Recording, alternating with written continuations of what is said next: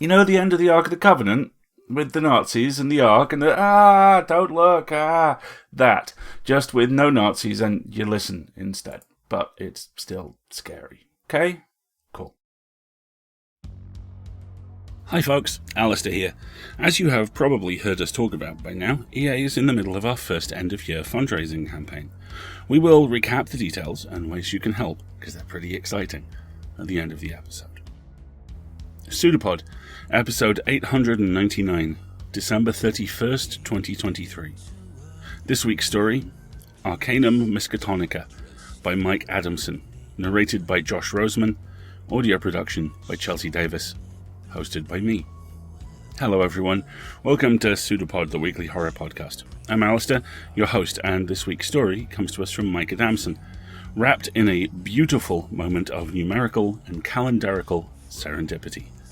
Episode 899, falling on the last day of the year, means we start a new year with 2 clean ground zeros and a 9. That's really cool. As is the story, which is part of, and concludes, I suspect, our 2023 Anthology and Collection Showcase.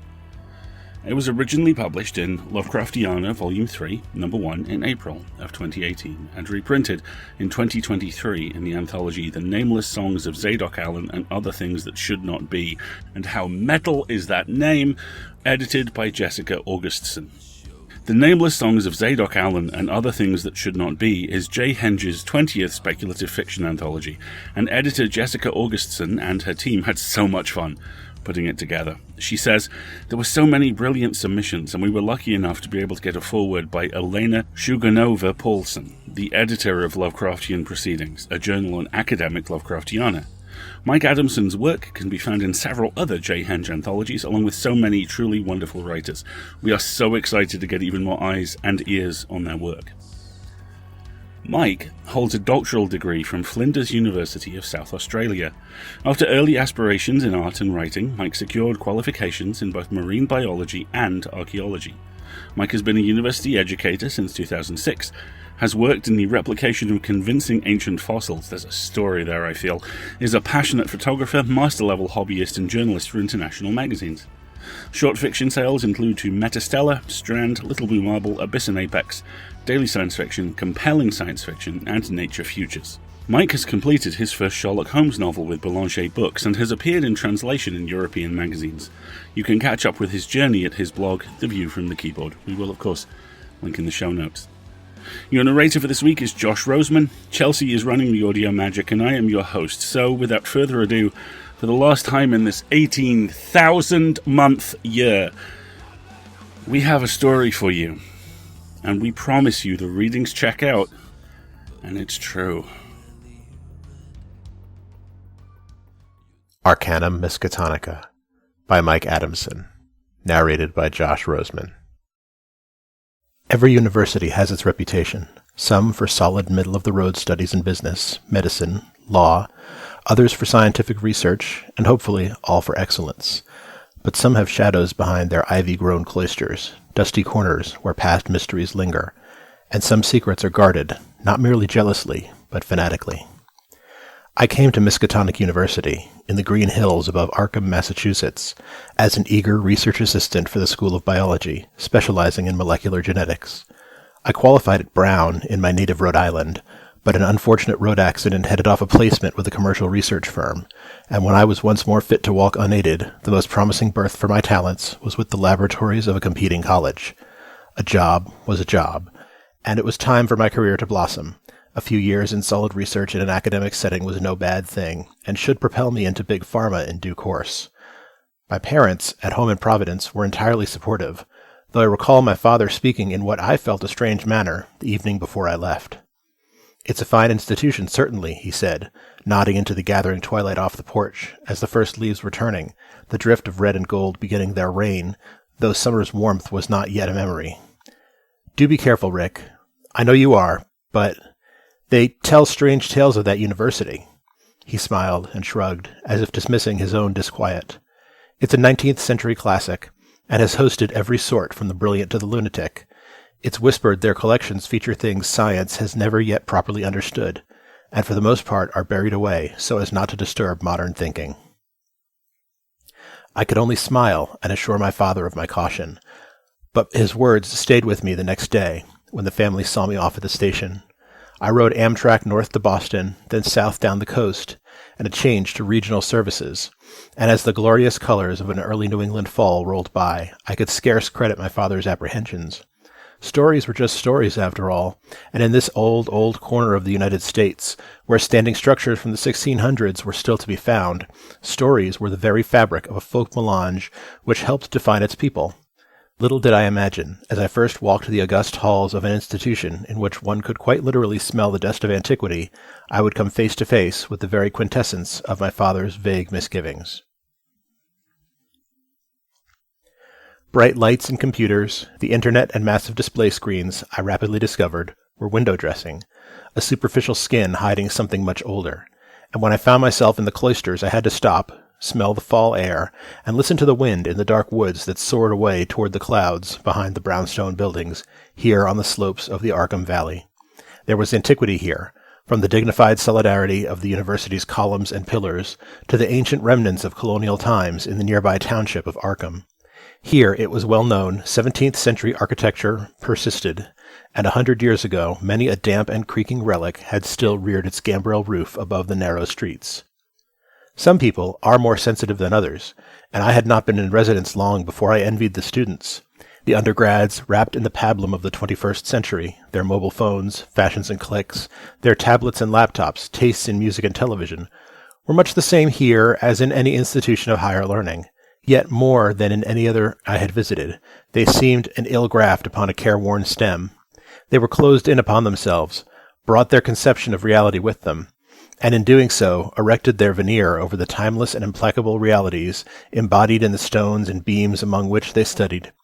Miskatonica had turned out excellent graduates from a dozen schools and departments. Yet, if truth be told, not a single one left its hallowed halls without an appreciation for the shuddery things unspeakable, about their alma mater. Therein lay my envy for the freshmen, for they had yet to be touched by what lay beneath the surface.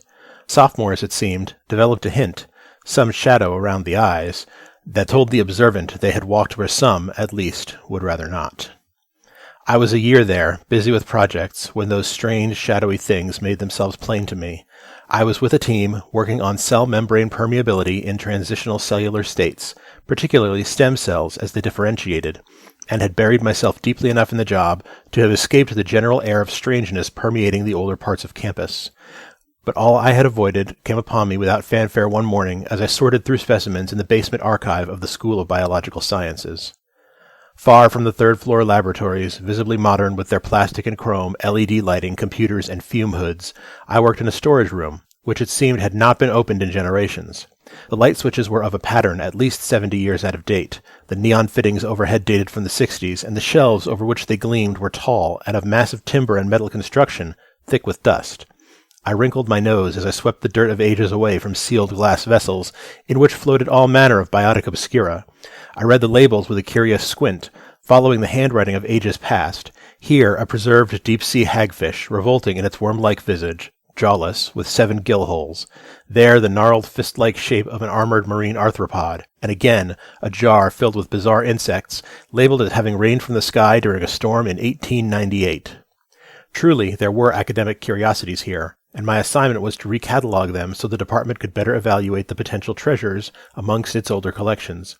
But the penalty of time is that things which might have been better kept under lock and key tend to come to light in the least expected places. It was a jar, around a liter in capacity, the preserving fluid a golden yellow, and of curious contents, merely a glob of rubbery tissue of pinkish, almost gelid appearance. The label I read with some difficulty, turning the jar to the light with reverent care in my latex-gloved hands.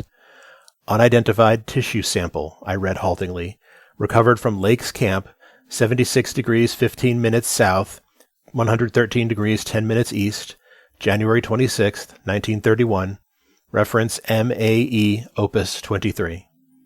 I blinked, and as the tissue in the jar rolled a little, I felt a sudden revulsion. I set it down carefully and stared at it, trying to be objective. I had handled plenty of disgusting specimens in my time as a biologist. Why should this be any different? Obviously, the geographic coordinates placed the site in Antarctica. I drew my tablet to me and tapped in the reference number, but after a moment the university database flashed back a bald and somewhat intimidating message. Restricted. Departmental authorization required. See Senior Technical Librarian for Opus 23 access. Stranger and stranger. If it was restricted, why leave a sample among the standard biological teaching collection of years gone by? An oversight? I pondered a while, staring at the flabby mass in the jar, and was seized with a curiosity which, though I did not recognize it at the time, was almost unhealthy in its intensity. What could it possibly be? If the biochemists of 1931 had failed to identify it, then perhaps we should be dotting their I's and crossing their T's. Modern genetic assay techniques should resolve the mystery promptly, and I was fascinated to know what sort of creature could be found on the ice cap anyway. I pulled up my departmental email app and dashed off a note to my team leader, requesting authorization to consult the mysterious Opus 23. Silas Moriarty was the librarian in question, and an appointment had been easily enough obtained. His office was hidden away in the older parts of the Miskatonic library, an imposing building of quarried stone in the Art Deco style of the 30s, designed to mimic antiquity, and thoughts of Egypt and Babylon crossed my mind as I ascended the steps to tall, brass-bound doors. First semester's blustery fall weather had filled the byways with a russet carpet, and ornamental trees were rapidly denuding as the year turned, a melancholy season to be pursuing mysteries of old.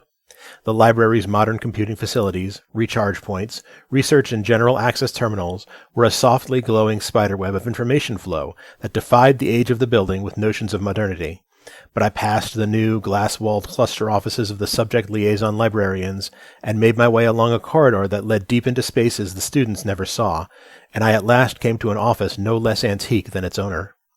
Gold leaf lettering on a frosted glass door announced the senior technical librarian, and I knocked, heard a gruff acknowledgment, and entered. The office seemed little changed from its origins, with tall timber bookcases crammed with document folders, an ancient reshelving trolley piled with unfiled folios, and unidentified paperwork on every horizontal space. A desk terminal and cordless phone were the only concessions to the new century, and I could believe I was in the presence of the past with a single look at Mr. Moriarty. He dressed from some traditional gentleman's haberdashers. I had no idea you could still get pre-war braces, and the hat on his coat rack would have made Indiana Jones feel at home. A bow tie added a period touch, and he was camp enough to have leather patches on the elbows of a tweed jacket. But the face. Wrinkles were elevated to an art form, and eyes that blazed like dark coals were set in a maze of lines, topped with brows straggling like some indomesticate weed. The nose betrayed a love of drink, while lips, jowls, and neck told me this senior-most position among the library's curatorial staff had known a single occupant, perhaps, since the job was first described. "I'm 105, Moriarty grunted, as if reading my mind. "I was a freshman here the year those ships left for Antarctica, Mr. Coleman." He stretched out a liver-spotted hand, the fingers crooked with arthritis, and I presented my written authorization without a word. He looked at it through bottle-glass lenses, then filed it peremptorily on a spike. "And what exactly is your interest in the records of the expedition?" "I need to know the circumstances under which a tissue sample was gathered." "Tissue?" Moriarty froze for long moments. "What are you talking about?" I quickly filled him in on my discovery. "If we're to properly understand what we have, we'd like benefit of the expedition paperwork, which appears to be held in confidence here. The mere fact we need authorization to look it up makes us wonder what the hell we have hold of." "As it should. Where is this specimen?" "Safely locked away," I replied blandly. The ancient regarded me as if I was some just-germinated seedling for a while, then fumbled in a pocket for keys. "Well, your authority is in order. I suppose I'd better show you what you're here for." The sub-basements were more extensive than I would have guessed. An ancient elevator that stank of hydraulic fluids, palm print released despite its antiquity, took us down 2 levels to a corridor of marble and brass whose lights had not been updated in half a century. I could not find my voice and abruptly felt my scientific ardor was misplaced. What good could possibly come of explorations in a place so oppressive? Moriarty walked with a cane, leaning on it quite heavily, and the strike of the ferrule upon the tiles counterpointed his heavy breathing as we moved in the glow of incandescent globes. It seemed this part of the university had been overlooked by the upgrade programs. At the end was a double door of solid timber bound in brass, and the old man fumbled with the keys to locate one little used. At last, the heavy lock turned with a clash unnaturally loud in the chill silence, and the doors went back to reveal a lobby around which were several more doors. This is our most secure storage facility, he explained with a note of pride. Researchers have been coming here since the 19th century to consult our most prized possessions. You join an elite group, Mr. Coleman. He flicked on the lights with a dry snap and nodded to a door on the right. There's a very rare book behind that one. He next gestured left. The most important records of the Miskatonica University Antarctica expedition of 1930 to 1931 were placed in keeping here because the accounts and photographs are too contentious for general dissemination. You're familiar with the official history, of course. I nodded readily. I took the opportunity to read the public records before coming down to see you. Then you will be aware certain events remain unexplained. Lake's camp was obliterated by a storm sweeping over a mountain range, and when the relief plane got there, not a living thing remained. Correct. The assumption has always been that in the extremis of their ordeal, navigation errors occurred, or errors of record, because it is known today no such mountain range exists, certainly not at the coordinates they assert. He set a key to the lock, and it turned grudgingly. What you are about to read is the actual report made by the relief expedition, which will place in context the sample you found. It should have been stored here, with the rest. The door went back, and I sensed his reluctance to release the information at all. You understand you are bound by the confidentiality clauses of the contract you signed with the university when you took up employment.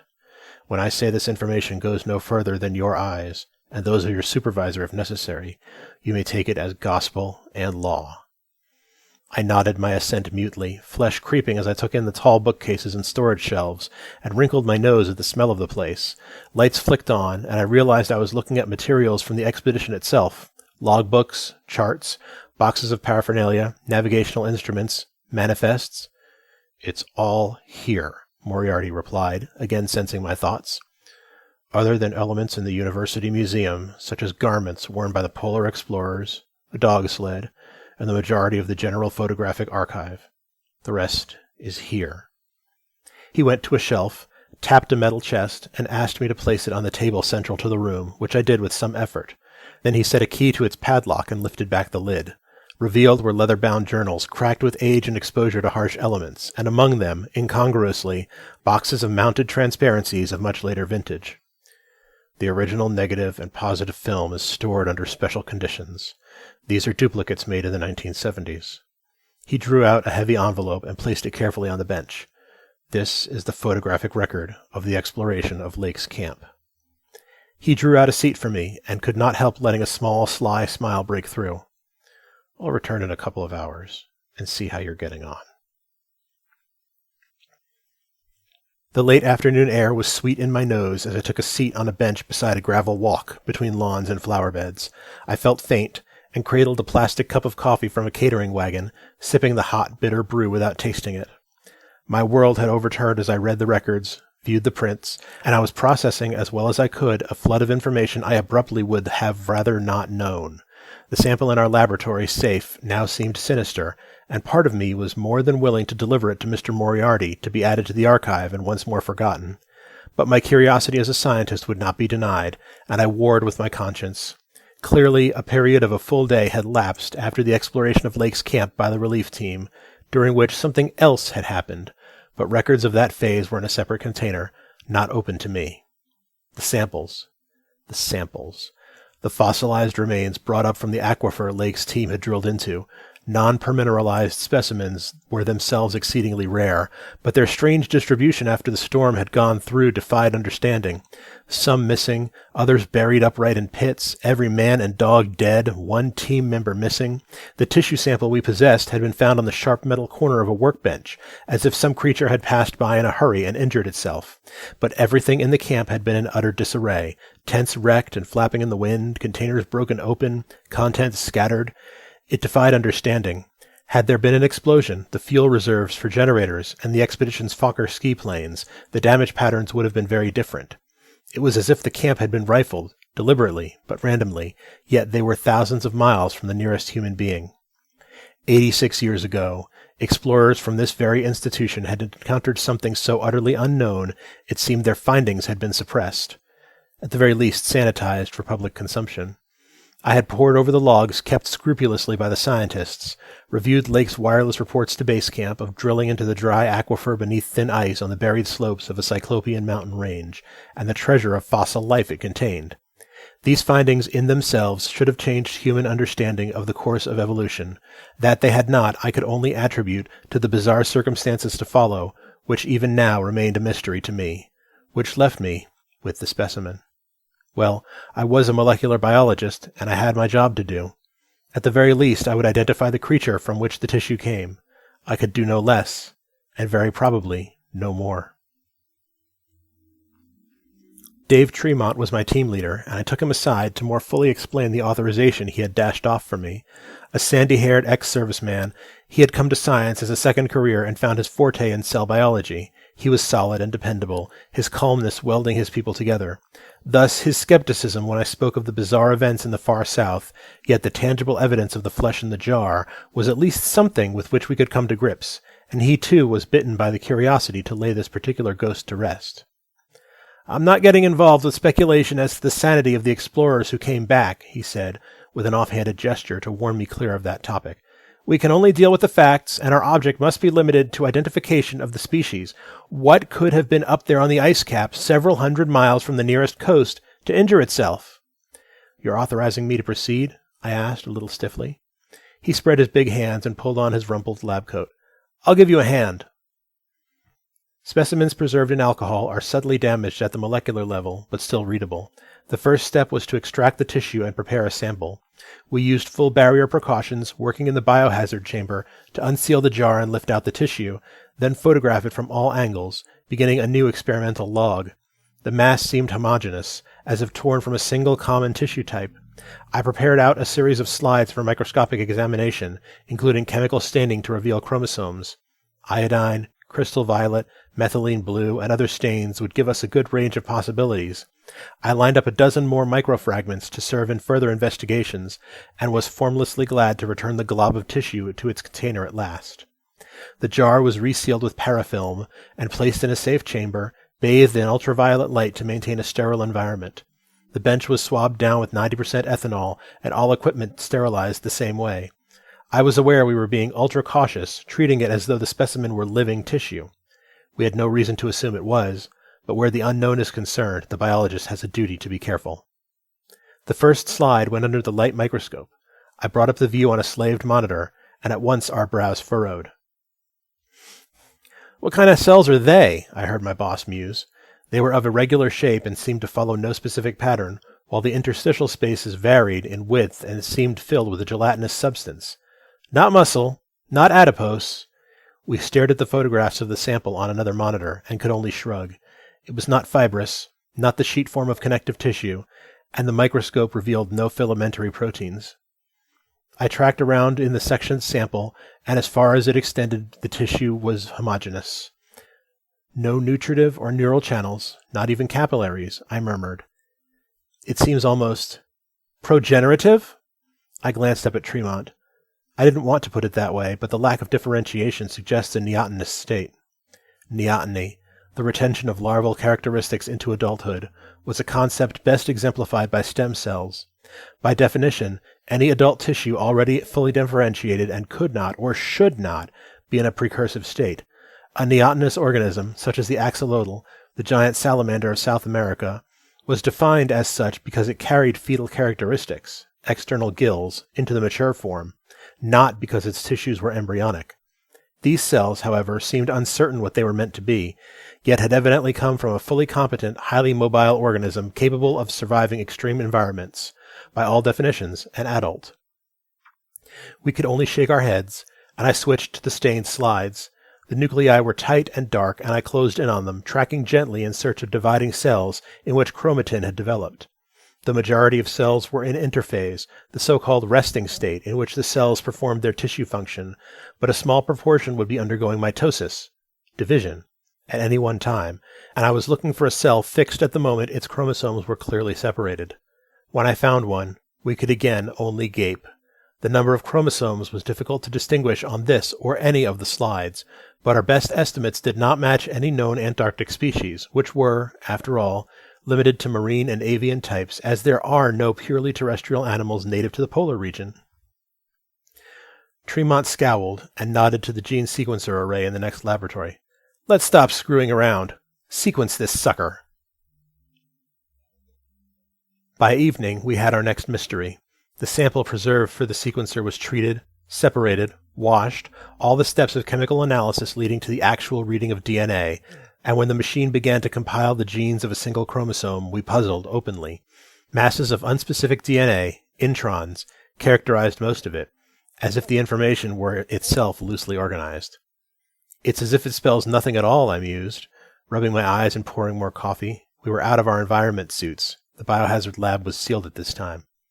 Or, Tremont scowled, forcing his thoughts, or that these genes code for many potential things. At my expression, he warmed to his theme. This is a library of information waiting to be accessed. Precursor code. I snorted a sigh. That would fit the neoteny model, but leaves us again with the question of how a mature organism can have embryonic tissues. He threw up his hands, looked around to ensure we were alone, and lowered his voice. What we're seeing, even now, rules out any animal in the database. I nodded with a helpless expression. The question is, do we continue, or do we run it by the ethics committee for guidance? If we've no real clue what we're dealing with, does oversight come into play? Tremont slugged down coffee and stared at the data displays as the sequencer continued its massive throughput, wading through the creature's incomprehensible genome. I'm not sure. I doubt today's committee will have any better idea than we do of the facts of 1931, and we are in the best position to obtain any facts willing to yield to analysis. Old Moriarty seemed to know a lot more than he was telling. A librarian? Well, he's old as God, and he's been the keeper of that archive since long before any of us was born. He knows it all, the good, the bad, and the unacceptable. Tremont seemed to agree, but another line of thought distracted him, and he tapped the screen, thinking aloud. I wonder. These codings are very complex, and we've got a lot of superimposition in the strand bundles. An input of energy might clarify things for a second run. You mean laser excitation? A microfine burst of laser light was used by some techniques to help sort and separate DNA masses. It's worth a try. I began to prep a fresh sample from the microslivers on standby as Tremont prepared the equipment, and the first run was coming to an end by the time we had the next ready. We reset the sequencer, but I felt a strange crawling in my spine as the sample was subjected to excitation. It should merely provide free energy of activation for the suspended chemical processes, allow the complex compounds to interact, and hopefully line up in ways more clearly interpreted, but something about it gave me the creeps. It went into the machine and began its run, and I raised my eyebrows at the boss in forced good humor as I pulled out my mobile to order us supper. It was going to be a long evening. Arkham Pizza did an excellent Supreme, and we were done by the time the results were compiling. We began to see the same sort of sequences as before, but the machine was reading them more easily, racing through the compilation, and, on a whim, I brought up the results from the first run and launched a comparison routine. The cross-matching program began to find sequences in common, confirming we were getting a clean read on the material, but soon we began to spot a number of anomalies. Variation? Tremont mused. Sequences very like those read the first time, but which seem to have undergone base pair substitution. Mutation, I exclaimed. It would be rare for an excitatory pulse to cause that. Very rare. It would be no use as a sequencing tool if it did, the boss mused, shaking his head as more divergences appeared. It's almost as if... He trailed off, his face clouded. He would say no more, but took one of the spare slides and subjected it to an excitatory burst, then lay it on the bench under a full-frequency lamp. Our eyes met, but I said nothing, feeling my flesh creep at the implications, and 10 minutes later he stained the specimen with crystal violet and put it under the light microscope. 400 times magnification brought the cells into sharp relief, and he tracked the image gently. We gasped. The number of cells undergoing mitosis was many times the expected proportion, and the further we looked, the more cells we found reorganized at prophase, the beginning of the divisional cycle. It was as if the energy had provoked a systematic response. Tremont stepped back from his instruments, his expression bewildered. This tissue is alive, he whispered. After 86 years in alcohol? I exclaimed. Look at it, he barked. The cells are dividing. That's why we're getting anomalous deviation on the second run. The DNA is transcribing, and unless I miss my guess, those unspecific cells will have decided what they're meant to be. and are in the process of becoming... Tremont tugged out his mobile and used the university staff to locate old Silas Moriarty. Getting through took time, but when he heard the crusty voice, Tremont laid out the situation. Mr. Moriarty, I don't want to hear anything about jurisdiction and chains of accountability. We have a situation and are dangerously close to playing with fire. We need to know what you know. I'm going to have campus security send a car to your home. They're going to bring you directly to the genomics lab, and you are going to tell us the whole truth. I distinctly heard his words in the air. You might not like it. I'm beyond caring. Right now I need to know what to do, and you're going to guide me. He hung up and called security. Then we sat tight, staring at the dividing cells on the monitor. It was almost mesmeric, especially the speed with which it was happening. Human cells generally took about an hour to complete a division, but we watched cells under the lenses complete a replication in less than 10 minutes. With a trembling hand, Tremont added drops of culture medium to the slide, preventing it drying out in the heat of the illumination source, and we saw divisional rate jump again as the cells received builder nutrients. Maybe that was the wrong thing to do, because the tissue fragment had increased its mass by a factor of 16 by the time security called to say they were on their way up with the librarian. Most of the staff had called it a day by now. The campus was floodlit in the fall evening, and we saw amber flashing lights as security arrived below the block. They had brought a collapsible wheelchair for the old man and had him into the elevator in moments. We were waiting in the corridor when they appeared, and Tremont asked them to stay within earshot. I wheeled old Moriarty into the glare of the lab lights, and he folded his hands defensively on the stick across his lap. "What have you done?" he asked bluntly, more than a hint of fear clouding his rheumy old eyes. "Our jobs," the boss answered for me. "We're trying to identify what species that tissue came from, but we can't. It behaves like nothing we've encountered before. We need to know if we are at risk." "Do you have reason to suspect it?" I stabbed a finger at the screen. "Given that tissue collected in Antarctica in 1931 is presently growing, we have a right to be concerned." The old librarian blanched. His words failed him. He stuttered and pressed a hand to his mouth. "You fools," was all he could murmur at first, then looked up, eyes blazing. "Why can't you people ever leave well alone? This was all safely contained, a cycle of events which ran their course long ago." He passed a hand across his face. "You must destroy it." "Destroy it?" Tremont narrowed his eyes, and I felt the same indignation. "This could be one of the most important discoveries of all time." "Damn your discoveries!" he barked, slamming his stick on the arms of the chair. He wagged a finger. "Now you two whippersnappers are going to be quiet and listen." We shared a glance of apprehension, but he had our undivided attention. He closed his eyes for a difficult moment. His voice was careworn, his century-plus heavy upon him. "The 1930 to 1931 expedition found strange and terrible things. Things we can't relocate today, but we have their records. That sample should never have been stored separately. Clearly, the danger was not appreciated." He seemed lost, kept glancing at the monitor, the slow but steady division mesmeric. When Professor Lake drilled into that aquifer, he set in motion his own doom, because he uncovered not just evidence of past life, but surviving life. We did not interrupt, but a chill crept up our spines. I abruptly wondered what horrors were related in the cases which remained locked. 2 of the expedition members, the leader, geology professor William Dyer, and a grad student named Danforth, dripped one of the plains and crossed the range. On the far side was a plateau, and on it was...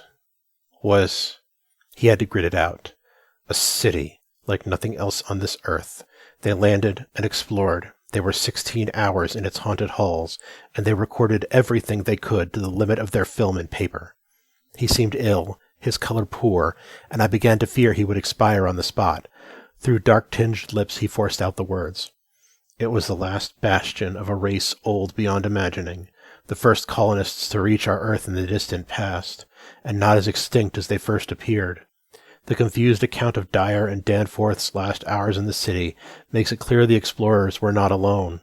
It would seem 8 of the 14 specimens Lake brought out were in stasis, and it was they who devastated the camp, perhaps not maliciously, more from fear, even curiosity. And there was more. He shuddered. These beings originally had total mastery over organic life, and in their earlier times had developed a slave species, something hinted at in certain texts and named Shoggoths. It was said they could perform any task by taking on any form. They constituted the ultimate archetype in their infinite plasticity. Tremont and I locked eyes, and we stared at the monitor, where those unspecified cells had taken on a very definite course of development and entered their 6th generation already. Every cell at the initiation of division had now given rise to 64 daughter cells. Doubling at each iteration was an exponential curve. Moriarty drove himself to continue. They built a whole world for their masters, but developed independent sentience, realized they were slaves, and tore it down once more. It would seem one or more were very much alive, with access to a subterranean sea which sustained them. Sea, I murmured. Aquifer. If one connected to the other beneath the mountains. For a moment I thought Tremont would scoff and throw the old man out of the lab, but the behavior of the tissue matched what we had been told in the most horrifying way. Though scientifically lost, he nodded. A creature whose tissue is permanently capable of re-expressing in any new form required. He shook his head, his composure nigh failing. All it takes is energy, sunlight to thaw and reanimate eon-old corpses? So laser excitation should do something similar on the cellular scale, I whispered. Our eyes met, and I felt my legs go weak for a moment. What about ultraviolet? We looked at the connecting door to the main lab, and by inference the biohazard room beyond, where, for the last 7 hours or so, the original specimen had stood bathed in energy. Moriarty was forgotten as we scrambled for the observation bay, flicked on the lights, and the sight that greeted us was enough to strike us dead on the spot had we been of lesser metal. Beyond the transparent aluminum partitions, the containment vessel had long since burst open, and the lab was a chaos of smashed equipment, cold cabinets torn open, and their contents, 100 different substances splashed near and far by the insensate gropings of the thing which occupied much of the room. The original fist-sized lump of repulsive tissue had soaked up the stream of energy from the lamps, used it to trigger reorganization, and likely absorbed the carbon from the parafilm to launch growth. The vessels lay shattered, and amongst them wallowed such an abomination as words cannot describe. Tissues were semi-translucent pinkish globules, splotched with black marl, chained together with sheets of membrane from which issued tentacular members which writhed and coiled, searching near and far, and cramming the last scraps of any substance it could find among the ransacked supplies into any of the multiple mouths which gaped obscenely, like fang-spiked tropic fruits turned inside out. Most appalling of all were the eyes, however, like malevolent black jewels, scattered across the mass with as little order or sense as the mouths, yet, like human eyes, windows to a soul, expressing only hunger. They swiveled, as one, as the creature caught our motion. We jumped back involuntarily as it cannoned across the lab, smashing chairs as it came, and fetched up against the transparency with a dull shuddering and thudding. As its arms beat and flailed for purchase, we felt physically sick as we looked upon a Shoggoth, 1,000,000 years out of its time, a world from its place, randomly triggered to being without cause or purpose, and now insensate with the only drive it knew, to eat. Eat us. The CCTV in the lab would have been recording this degenerate spectacle from the beginning, and as the creature's fury doubled in its assault upon the windows, Tremont took responsibility, whirled to a covered panel and tore it open. He swiped his staff ID, entered a PIN code, and warning lights came on. He closed a lever switch, and steel shields lowered on the inner side to conceal the revolting thing. Then he hammered a broad red contact with the heel of his hand, and we felt a shock through the walls as the ultimate emergency precaution was enacted. Hydromethane was injected into the chamber as the air conditioning ducts sealed, and a moment later the explosive mix was sparked in a high-temperature fireball. We felt the heat through the partitions and tried not to think of what lay beyond as the lab was sterilized. Nothing known could survive that. But of course, this was not known. Sick at heart, we turned to find the old librarian in his wheelchair at the door, gray-faced but nodding with a tight, determined assent. We had done the only thing possible. The security men were hammering at the outer door, and I called them in as Tremont returned to the sequencing lab, and we stared at the mounted samples, even then dividing, though not yet visible to the naked eye. I was unsure what to say or do as he prepared a liquid nitrogen cryocontainer for them. He was enough of a researcher to know there may never be another chance to more cautiously explore the genome of what may be the progenitor of all higher life on Earth. I said nothing, but turned away, faint and clutching at a chairback for support, and the ancient librarian saw the dread in my eyes. Perhaps he did not fully understand what it meant, but the horror was unambiguous. Truly, this was a place of shadows, and my father was right. Once touched by the ghosts of these Arkham Hills, one's soul was forever bereft of the bliss of naivete.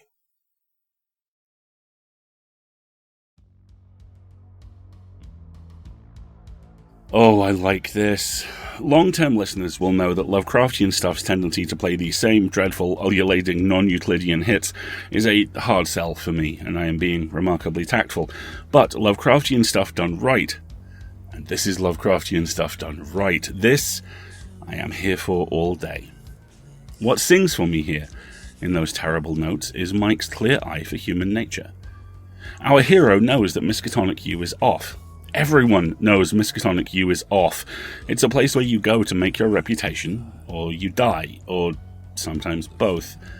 And the story does a neat job of walking right up to the very real reasons certain universities have a bad reputation without using that for a cheap pop. Instead, it's presented the same way banal evil so often is. It's just a culture. It's just how we do things. Tradition, a suit of armor for the establishment, and a cloak to muffle the voices of the people they exploit, hate, and rely upon. Mike does a superb job of showing our heroes skate across that thin ice, pulled by the subtle dark gravity of the old sciences. I love the description of the labs, ossified in different time periods. I love the sense that the sample was left there at the end of a story we didn't quite see. A predecessor, smart enough to not touch it, tainted enough to not destroy it. A booby trap, left armed by someone who escaped, but who was too scared to defuse it. I love Moriarty too, so comfortable in his role as scary librarian who knows things, and so abjectly terrified when something is actually done with the knowledge. The hubris and pride of academic gatekeeping burned away by the fact something large and hungry that only knows how to get larger and hungrier is awake, and next door, and can see you. That's where the horror of this story truly lies, for me, in fact. Not in the shadows, not in the faded photos of a doomed expedition, but under the halogen lights of a lab containing an impossibility. For now. It's why Moriarty loses it. The thin veneer of academic arrogance replaced by raw, human terror. Miskatonic is a campus full of unexploded bombs, and this one, red in so many teeth and so many claws, is in the process of exploding. But the horror also sits in the fact that this sort of thing happens so often, the atmosphere on campus is off. This is Miskatonic. The apocalypse is Wednesday. Crimes against nature are Monday through Friday inclusive. But the story has one more surprise. The element that really surprises me, the element I love, is the fact there's a hero. Cometh the hour, cometh the Dave. The stoical pragmatism of our two-fisted science buddy saves the day here, and while it may be temporary, it's certainly good enough for now. But even then, there's a hint of justification. Miskatonic continues to exist because of people like Dave. It continues to exist on the brink of collapse because of people like Moriarty. The hero isn't quite either. So far. What a story, and brilliantly produced and read. Thank you all. We rely on you to pay our authors, our narrators, our crew, and to cover our costs. We're entirely donation funded. And this year, that's changed in some very exciting ways, with us becoming a registered US non-profit. We have launched our first end-of-year campaign, and here we are at the end of the year, to raise awareness about all the new ways you can help us out, including workplace giving and employer-matching donor-advised funds, and lots more. And if you pay taxes in the US, you might be able to claim a deduction. Check out the short metacast on escapeartists.net for more ideas, and how to get in touch if you think of something else that's more meaningful for you. One-time donations are fantastic and gratefully received, but what really makes a difference is subscribing. Subscriptions get us stability and a reliable income we use to bring free and accessible audio to the world.